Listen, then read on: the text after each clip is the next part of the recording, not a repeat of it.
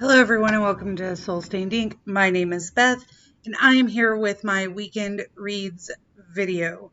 So, I have not read a whole heaping bunch outside of school texts this week. I did, however, finish both Grave Books by J.A. White, which is the follow-up book to Night Books. I enjoy Grave Books, not as much as Night Books, but I did think that it was really good. I gave it a 4 out of 5 stars. I think it was a solid follow-up. I'm just went into it thinking, why did we need a follow-up? And I kind of had that process the whole time. The Encrypted Hunters by Roland Smith. Absolutely enjoyed this. There was a twist at the end that I didn't really see coming. I kind of thought maybe, but like the way he did it was really, really well done. And I am planning on picking up the second book eventually. As for my school texts, I have read Teachers Talking Writing by Shane A. Wood. I've read the introduction. And then this book is interesting because Shane Wood does a podcast called Pedagogue. And so he took the interviews from the first few seasons of Pedagogue and broke them into different sections of this book. So we're not actually reading all of the book. We're kind of going back and forth and listening to the podcast and reading the book kind of along with it, which is interesting. We had 4 assigned podcasts, but 3 assigned, and then we got to choose one, and I've listened to like 5 or 6. So covered that, and then I'm almost done with the first section of explanation points. That name gets me every time. Which is a series of short essays.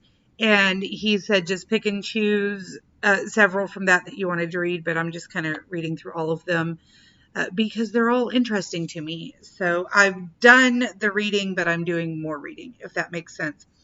I also finished my Kindle read, which was by Elsie Silvers, and it was the first book in a romance series, and I don't remember what it was called because I have now apparently gotten rid of it. But I have started the second book, which is called A Photo Finish. And this is the Gold Rush Ranch series. I'm reading them for June on the Range. And it's kind of, okay, it's not cowboy romance. It's about a racehorse ranch, basically. But I'm counting it, and so I'm on page like 13 of Photo Finish. But I enjoyed the first one a lot. It was a solid like 3.5, 3.75. I think I gave it a 4-star on Goodreads. Really enjoyed it.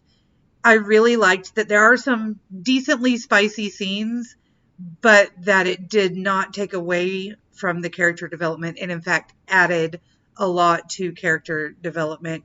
And not just for the main 2 characters, but we got side characters that I'm really looking forward to seeing in the next few books as they get their own spotlight.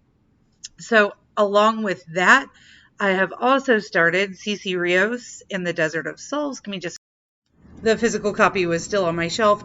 I started it while I was mowing earlier and was able to listen to the first couple of chapters while I got started on mowing. So I'm on page like 20. I'm not very far into it, but I'm enjoying it so far. Listening to it as an audiobook. So I'll be dipping back and forth with this one. And then I've got my ebook. And the other thing I'm going to be working on this weekend is in here. So the middle grade box from Once Upon a Book Club came in, and here is that. We'll do a quick unboxing. We got another book passport with it. And this month, the book is The Wolf of Cape Finn by Juliana Brandt. So here that is.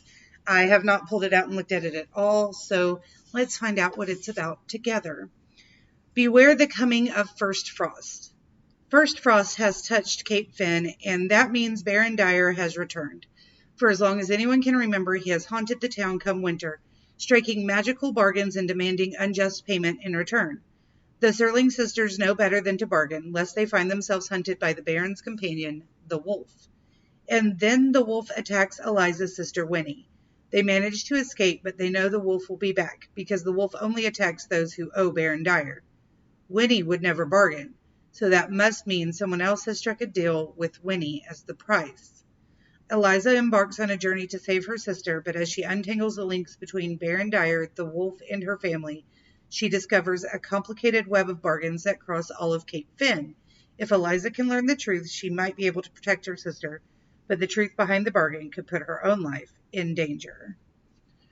So a seaside fairy tale sounds Rumpelstiltskin-esque with a wolf. I am here for it. And it looks like we've got a few illustrations. Ooh, the beginning of the chapters have little things. That's fun. All right, so let's see. We've got a box for page 5, a box for page, a bag for page 25. No, for page 254, my bad. And a box for page 129. So I will be trying to keep these away from my cats. That's not going to end well for me. But I will be starting on this tonight. And let's see what our little coloring sheet is. I have not colored the other one. I don't even remember where I put it because I kept it somewhere safe from my children. So somewhere safe means I'll probably never see it again, but that's fine. Let's see what we've got. This month's kindness challenge is invite someone who is sitting alone to sit or play with you. You are brave and you can face your fears. And then we've got this. And this says dream big and create your own story. I love it. And I'm going to put it in the bottom drawer where it will be safe and I will forget that it exists until I have to open the bottom drawer for something. But it will be safe from the children. So there you have it. All right, so I am reading these two for funsies, plus photo finish on the Kindle. And then I don't think I need to read anything else in this weekend, but I might go ahead and get started, and I'll be reading a few more of the essays and explanation points. I may get started on one of the anthologies, like the Penguin Book of Migration Literature, but I highly, highly doubt it. The 10-year-old has been at camp all this last week. My parents took the 3-year-old to go pick her up from camp and watch their final night choir performance tonight. But I will get them back, I believe, tomorrow. I had a literal jungle growing. It's rained so much where I live that there were weeds in the front side yard that were coming up to my armpit. I have a tiny little push mower, and I could not worry about that and take care of the children and all the things all at the same time. So they went to pick up Elena, and I mowed the front and part of the side yard. And so I got to get up in the morning and work on the back, which has even taller weeds in some places, just trying to make sure it's safe for my kids to come home and play outside during the summer. So I may or may not get a whole bunch read this weekend, but I will let you know next week.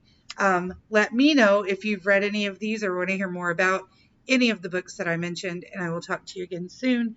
Until next time, stay safe out there, guys, and hydrate.